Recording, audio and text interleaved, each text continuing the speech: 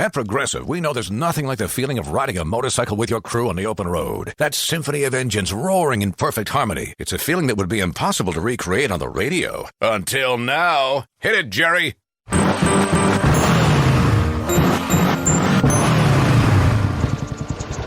Oh, my word. Really, really terrible. Was that a glockenspiel, Jerry? Quote with Progressive and see if you could save with America's #1 motorcycle insurer. Progressive Casualty Insurance Company and Affiliates. No, Jerry. It's over.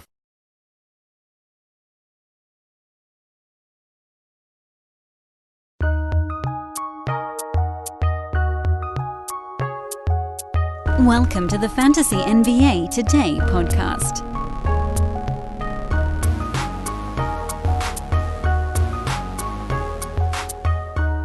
Figured out what to do with this week, everybody. Good news for me. I don't know if it's good news for you. Some of you probably won't be as thrilled with the plan for this week, but honestly, not a whole lot I can do about it. We are waiting with bated breath for Yahoo to bring us draft analysis, that is their ADP data, which is supposedly available 9 days from today, next Wednesday. By the way, this is off-season episode 91. Crazy. Of Fantasy NBA Today, a Sports Ethos presentation. I am your host, Dan Besbris, at Dan Besbris on Twitter. Hey, if you want to cover a team here at Sports Ethos, hit me up on Twitter. A bunch of you guys did. We might have a few new shows in the works by the end of the next couple of weeks. That's really cool. If you're feeling like being part of it, and, there's a team out there that you follow hyper-religiously, your favorite team, whatever it is, the team that you live near, and you want to become a media professional about it, hit me up, at Dan Besbris on Twitter. SportsEthos.com, the website, at EthosFantasyBK. Get a fantasy pass. We're only like 2 weeks from NBA stuff in it. It already has NFL goods, NFL rank board, the NBA draft guide coming soon here, later in August. Anyway, what I was saying before is that while we wait on ADP data with the aforementioned bated breath 9 days from today, there isn't a whole lot left for us to do that makes sense. There are things we can do, but not things I really want to do in mid-August for a number of reasons. First and foremost, things like second-year players. Very cool topic. Something that we should probably talk about on this podcast. And with apologies to you diehards who've made this, again, the most listened to offseason in the history of Fantasy NBA Today by a ridiculous margin, that show is one I just want to do closer to the start of the season. It's as simple as that. That's a show I want to do closer to the start of the season because more people are piped in for it. I don't want to do that show now, and then a month from now have people like, hey, when are you going to do and I'll be like, oh, you got to go find a show from August. Doesn't make any sense. Same story with other stuff, mock drafts, things of that nature. That I could do one right now, but really, what good is it going to do when Yahoo's going to muck up their numbers in the next week anyway?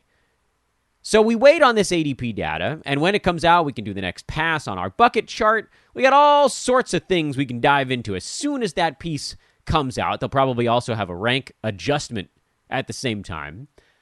But the one thing we can do now that actually gives us a huge advantage and something that I don't want to wait until later to do is season win totals.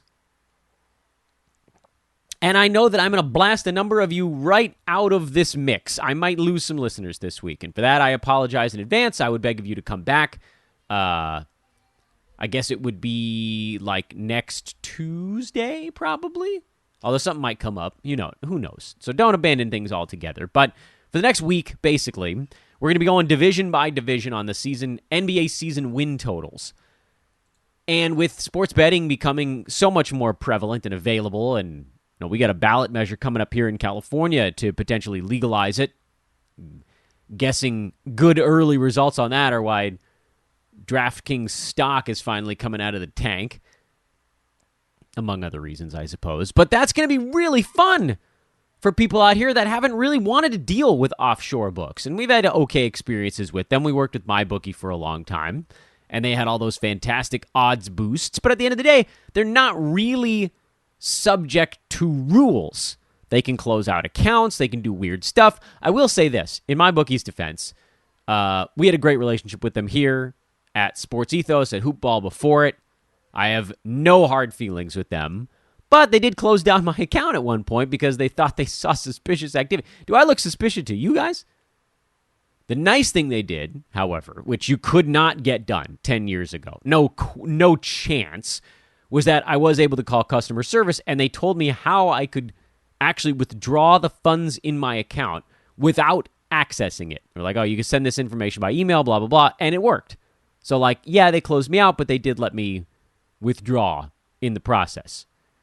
But that's the kind of stuff that you don't have to worry about here. So as that type of thing shakes out, and a lot of states have it already, and even those of you that don't can access a place like a MyBookie or a BetUS or whatever those, whatever your offshore book du jour might be, season win totals are a really kind of relaxing way to dip your toe in sports betting. That's a weird way to phrase it, I know, but I mean what I picked that word very carefully because when you're dealing with, and it's why one of the reasons why I like full season fantasy so much is that the whims of one day don't impact typically your entire year. Sure, you could find a game and be like, oh, that's the one that would have put us over the hump if we had an over, but you can usually do the same exercise with a team and find the game that they won that they had no business winning that would have pushed them back to the under. The season win total number does tend to level off minus massive injury stuff. And you can try to handicap for that, but you can't get them all. What's happening, everybody? Dan here. I am so excited to tell you about what is arguably the coolest partnership we've ever had here on Fantasy NBA Today, and that is with the good folks over at Trend Him. Trend Him. It was founded back in 2007 and has high quality and affordable accessories for men. Basically everything you could wear other than the clothes. When I'm like, my mind is blown right now. I got a personalized watch with a picture of my two kids on the inside. And obviously the watch is super sleek, but having my kids on the inside is amazing. I was able to get a few belts. I replaced my wallet. I got some ties. This is so cool. I was so excited to roll down to the UPS store and pick up the package that the guy that was running the store was like out getting a sandwich, and I just sat out front for 10 minutes. Check them out. Again, Trend Him is the company. Trend Him. They personalize, as I just mentioned you. The prices are great. Amazing value for your money. Amazing value. And over 6,500 different products in 22 different categories. You can check out the link in the show description. That's probably the easiest way to find them. Or go to trnd.hm.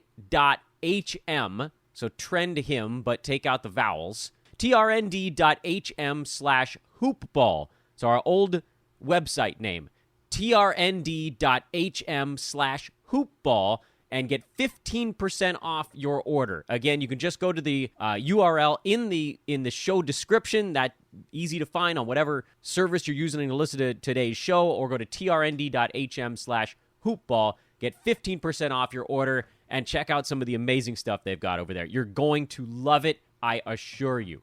When it comes to the big game, every second counts. Especially if you're missing even a moment of the action to go on a drink run. And if you're like me, you don't want to go out anyway. Maybe it's a big game you're missing. Maybe it's just, I don't really want to change out of pajama pants. Luckily, there's Drizzly, the #1 app for alcohol delivery. With Drizzly, you can shop local stores and compare prices on the biggest selection of beer, wine, and spirits. And you know you've been consuming them over the last couple of years. And the best part, you can get them delivered in under 60 minutes or schedule them 2 weeks out. Talk about a slam dunk. See what I did there? Drizzly also makes it easy to send the gift of alcohol right to your friends and family for any occasion, even if that occasion is rubbing it in their face when their team loses. You know me. I'm a pragmatic sort. We'll order it when it's winning time. In your face, other team? Nah. In our face? Drinks. So if you're looking to spend more time watching the game, download the Drizzly app. That's the easiest way. Download the Drizzly app or go to drizzly.com. That's DRIZLY.com. Do it now. So we're going to start in the Pacific Division. Oh, you know what? Before I even do that, I should let you guys in on a little more. So some of you guys are familiar with the season win total world. But what this is that odds makers, line setters, put out a number around now, I think it came out last week, where they project how many wins every NBA team is going to have in a given season. Boston Celtics are the top of the heap at 55.5 at opening number. San Antonio Spurs and the Houston Rockets are tied at the bottom, 23.5 wins apiece. That's the number. And there's a lot that goes into the creation of those numbers. Most of it is based on what they actually believe a team is going to do. But then they also have to factor in betting trends, because at the end of the day, odds makers typically like to split the take on any particular team. There are street corner books and small and medium-sized books that are fine with having sort of a stake in a particular team, and individual games, it's very hard for odds makers to get it perfectly even to split the take. But with something like season win totals, I think they can generally feel pretty good about it. Like that, bookmakers, there isn't a massive incentive for bookmakers to favor one side or another. Yes, there are examples of it, because, thousands of wagers get placed every single day, tens of thousands, probably hundreds of thousands, and sometimes you'll have a big book that just gets kind of caught with a lot of money on one side, so they have a rooting interest in a game. But for the most part, they're trying to split the money, because then they just collect everybody's VIG, and they don't care what else happens. The VIG being basically the price you're paying them to handle your wager. It's why it costs $11 to win 10. And it's why these season win totals are generally going to be $11 to win 10. So, assuming odds makers are looking to split the tickets that they bring in, these numbers are set with actual results in mind and then tweaked based on, generally the phrase is, how public is a team? How much is a team going to get money coming in on an over, typically, just because fans of that team want to bet that team to win. So the Lakers, the Celtics, the Warriors lately, these are clubs where you'll see a number that's just a tiny bit higher than it would have been in a vacuum. And what we're going to do is we're going to go through every single team, 5 teams a day, so 1 division per day, and I'll tell you why I favor one side or another. And if you want to get involved in it, have at it. I don't think we should bet all 30. I rarely do. Even last year where I think I split it. I went 15 and 15 predicting all 30, which is the worst year I've had since I started doing this on the show. Still, the ones that I said were my favorites went something like 4-1 or 5-2 or something like that. I don't have the number in front of me, but I did say that the Boston Celtics and the Raptors going over were my 2 favorites. The Mavs going over was another favorite that nailed. And then the Warriors going under was a very large miss. But overall, last year my favorite plays were basically just a fade on teams that got whomped by injuries and COVID the year before, because those things have a tendency to level off. I like to fade teams that are adding a high usage player, because I believe it disrupts their offense and defense for the first 2 months of the year. I like to back teams that lose a key player and are not going into a full tank, because teams like that tend to have a lot to prove. And then there's all sorts of other things that go into it. But let's just dive into the first one. We're going to work through each division from the team with the highest number in that division, win total, to the team with the lowest number. And again, the reason I really like this exercise is that there's so much that goes into it, and yes, it's annoying to have money tied up for an entire NBA season, but you don't have to worry that it's going to get won or lost on the whim of a particular free throw. unless I guess it comes down to the very last day. But that just actually doesn't happen all that often. I feel like it keeps happening to us with the Detroit Pistons, but that might just be anecdotal. So the Phoenix Suns are the team in the Western Conference with the highest total this year. They're actually tied with the Clippers at 52.5. The 3 of the top 5 teams in season win totals are in the Pacific Division, I should say, with Phoenix, LA, and the Warriors. We'll start with the Suns. Season win total of 52.5, which, if you looked at it and thought, you're not alone. Because the Phoenix Suns last year had 64 wins. A cool dozen, almost, 11.5, higher than this number would indicate. A number like that should jump out at you and be alarming because it's basically odds makers saying, we don't believe the Suns can do it again. Now, if you look at the previous year, when Phoenix actually was pretty good also, that was a 72-game season, and they won 51 ball games. That was a 71% winning clip. This last year, Phoenix was excellent. Again, they won 78% of their regular season games. Either one of those marks would get them way over a 52.5 mark. So why, ask yourself the question, why is the line set at 52.5? We can't tell you exactly here on August the 15th why a number is what it is. Sometimes numbers are just completely wrong. But this is not odds makers are not just going to get a number 1 seed way off the mark. This is a story. This is a story in a number. That Phoenix, outside of DeAndre Ayton last year, I mean, Chris Paul missed a few ball games, but he ended up coming back really quickly. The Suns showed their depth. They showed their drive during the regular season. And I also think that they kind of showed a vulnerability in the playoffs that manifests itself in a regular season where maybe they're just not quite as laser-focused as they have been the last 2 regular seasons. How clutch have they been lately? Is there any bad blood between DeAndre Ayton and the rest of the team? Because it did seem like they were kind of ready to just let him go tooling off somewhere. How much better can Mikal Bridges get? I don't know. Does he finally miss some ball games? Devin Booker, Chris Paul, are they finally a little bit out of gas? Chris Paul in particular, he's getting older. You guys know I love me some CP3. But this is a line that tells me a story.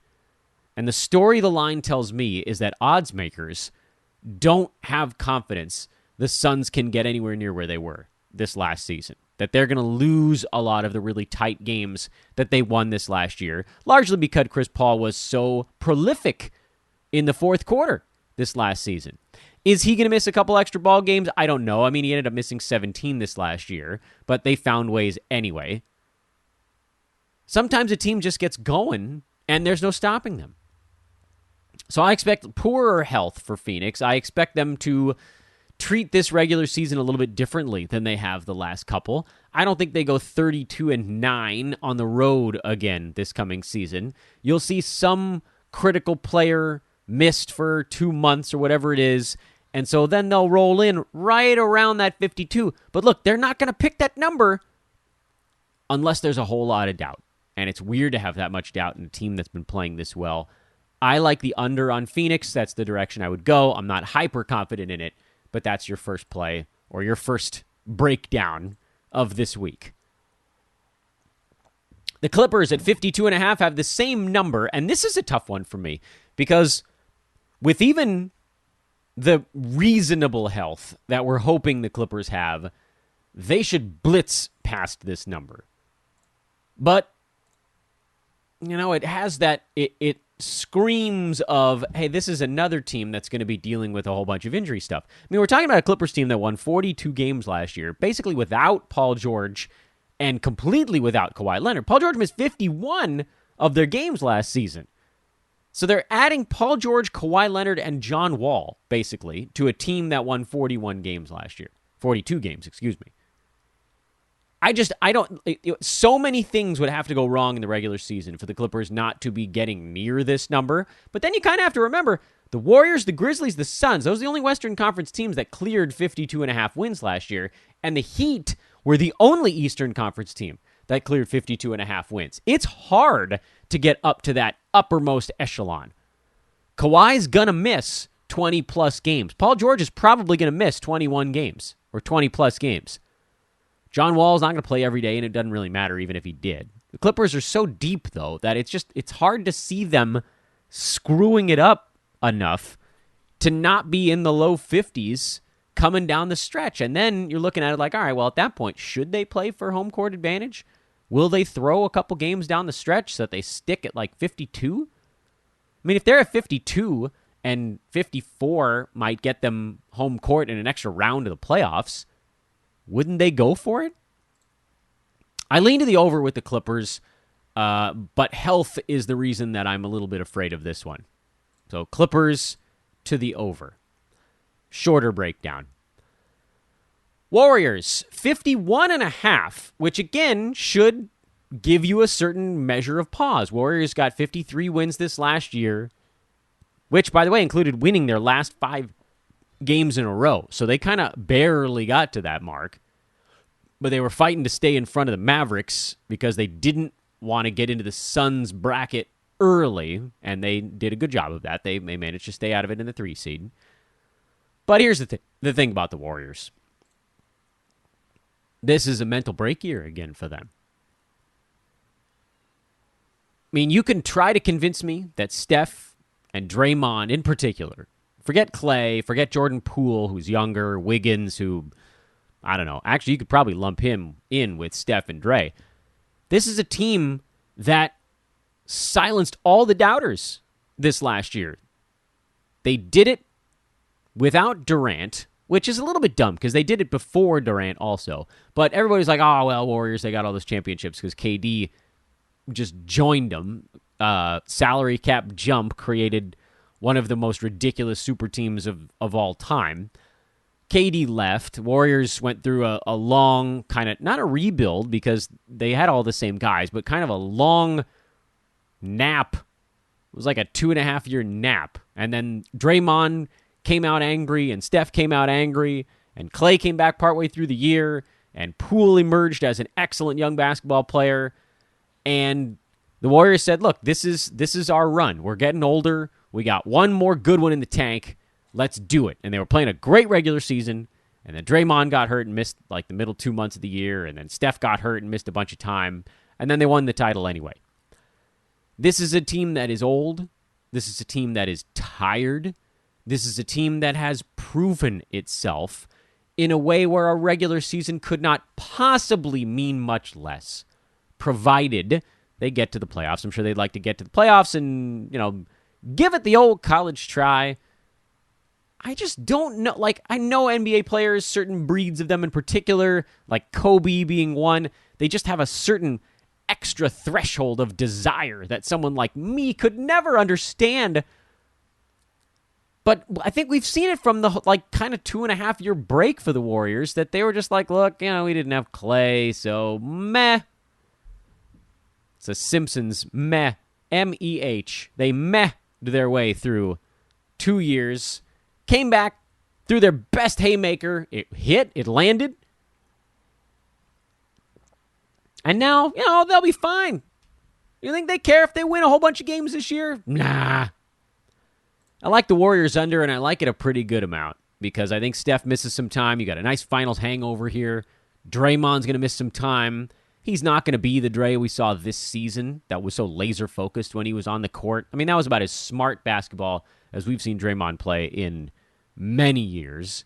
I know he had some bad games in the finals, but then he kind of got it turned around as well. Nah.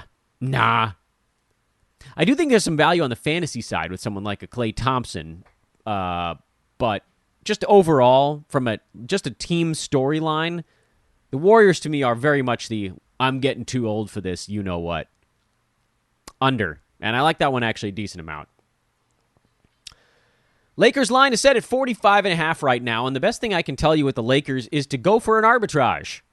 And to those that are not familiar with the term arbitrage or the term middling a number, which we have talked about in this pod before, to middle in sports betting is to try to play both sides of a wager such that there are a series of numbers where you could win both bets, but no numbers where you could lose more than your $1, basically, one chalk.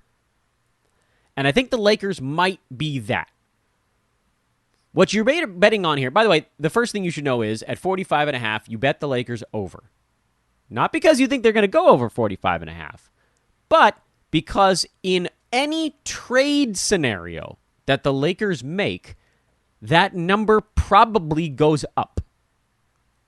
Now, I do believe that some Lakers trade rumor is already built into that number, and certainly the fact the Lakers are a public team is already built into that number. I don't actually like the Lakers to go over 45.5 as their roster is currently constructed. If they don't make a trade, I would almost definitely buy off of this wager. But I also think there's about a 75% chance the Lakers make a trade. I think they know they can't go into this. They just can't waste a year with Russ.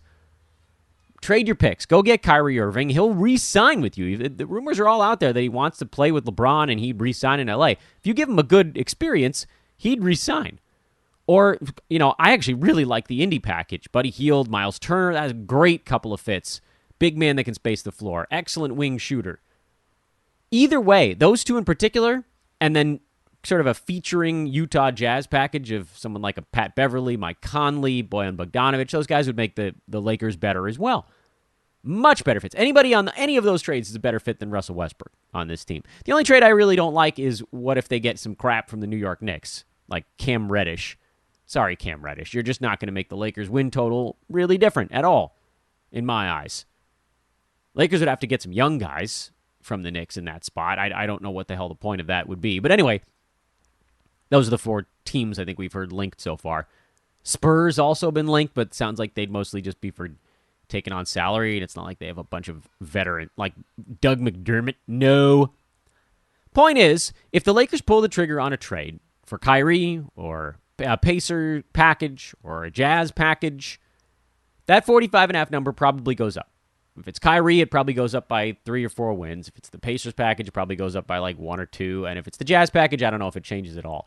But the point is, when it goes up, you bet the under. You create a 45.5 to something window where if the Lakers then finish at, say, 47 wins this year, they go 47-25, you could win both bets. Again, if the Lakers don't make a trade, get the hell off of an over 45.5, because as they're currently built, they are not a 45.5 or higher win basketball team, because Russ is a disaster. No one has aged less gracefully in recent memory in the NBA, and LeBron and AD having to play with Russ again, they will probably prefer to be hurt at some point during the year. And finally, this one I actually really like a lot. Makes me want to just, mash my head against a very jagged stretch of pavement. But I like the over for the Sacramento Kings. I've bet the Kings under every year that Luke Walton has been the coach out there. After watching him coach the Lakers, there was no doubt in my mind he would take a wet dump all over whatever the Kings might be able to do. And he just did it over and over and over again. Just wet dump after wet dump. Luke Walton effect. Garbage head coach. Maybe he'll be better again as an assistant, but garbage head coach. The Kings sat their best players down the stretch. No Domantas Sabonis for the last, whatever it was, week or two. De'Aaron Fox sat for a bunch of games down the stretch. And yet, despite all of the terrible coaching decisions under Luke Walton, and despite tanking at the end of the year, and despite misfiring on rotations, and Rashawn Holmes having, we still don't really know what the hell happened to him, but then he got completely iced out after the trade. Sabonis, how many games did he miss for the Kings? I don't even remember.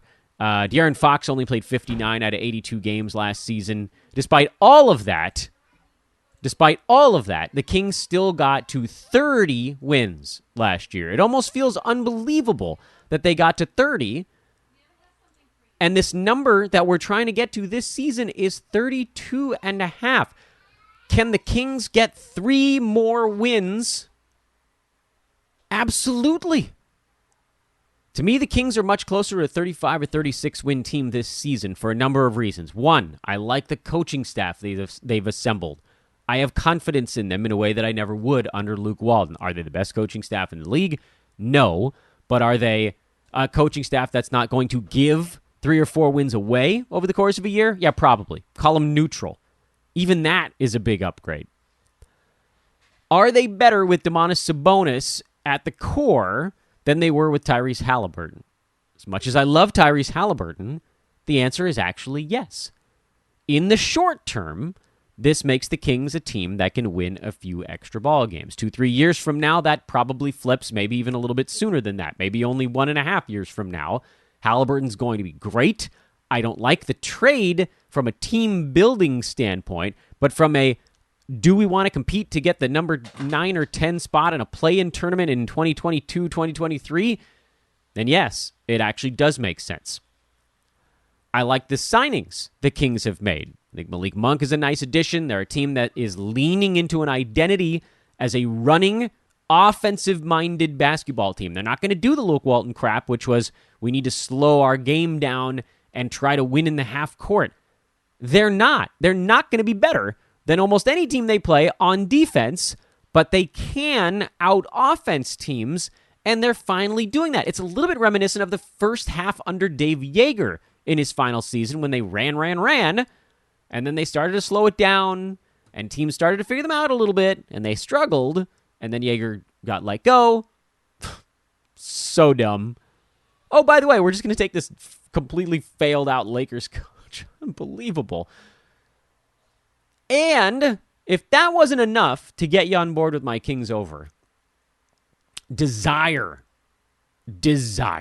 I think of the Pablo Francisco movie guy voice bit again. Romance. Desire.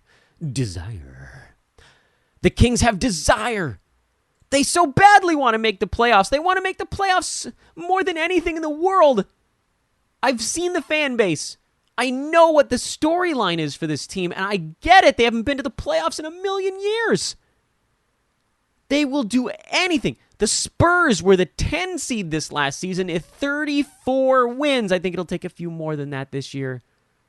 But the Kings, they're going to be fighting until the last week of the regular season. They're not going to sit their guys until they're fully 100% eliminated from playoff contention, which means we don't have to worry about rest days down the stretch. They're going to play some teams that are resting stars and get freebie wins the last 2 weeks of the year. And I think the Kings get up to 35, 36 wins. They're one of my favorite overplays on the board. I can't believe I'm saying that about Sacramento. But I like them a lot this year. The West is very, very deep. Do they make the playoffs? I don't know. But damn it, they want to try. And that's your Pacific Division breakdown here on this Monday edition. Fantasy NBA Today offseason show number 91. I don't know if you guys can tell. This stuff gets me super excited because I don't get to do it all that often. It's just 5-6 shows every year. Love it. Come along. Don't place any bets as we're going through them right now because at the end, I'll let you guys know which ones are my favorite. But, already I told you here, I love the Warriors under, and I love the Kings over. Kings over has a chance to be my biggest play of the year. We'll see. We'll go through all the others. We'll think it through. We'll make sure we're not missing anything obvious, but that's where we're at. Dan Vesper's here. Hello. Goodbye. Fantasy NBA Today in the books on this lovely Monday. Hey, good luck at school. A lot of kids starting school today, or maybe did late last week. Mine started this morning. It's insanity. Kindergarten. How the hell did that happen? All right. Enough silly life stuff. We can talk about that on Twitter at Dan Vespers. Again, hit me up if you want to join the fray. Cover a team. We're looking for MLB and NFL folks as well. We also still have about a third of the NBA that is not covered here at Sports Ethos. Talk to you guys soon. So long, everybody.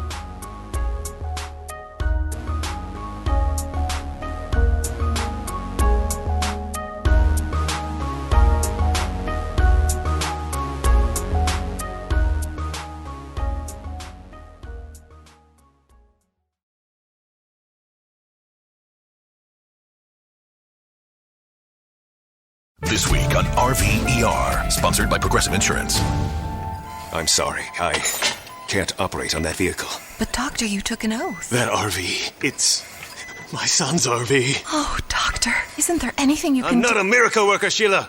I'm an RV surgeon, trained to save the lives of large injured recreational vehicles, which is definitely a real profession. When your RV really needs saving, Progressive has you covered. See if you could save with a leader in RV insurance. Progressive Casualty Insurance Company and affiliates, covered subject to policy terms.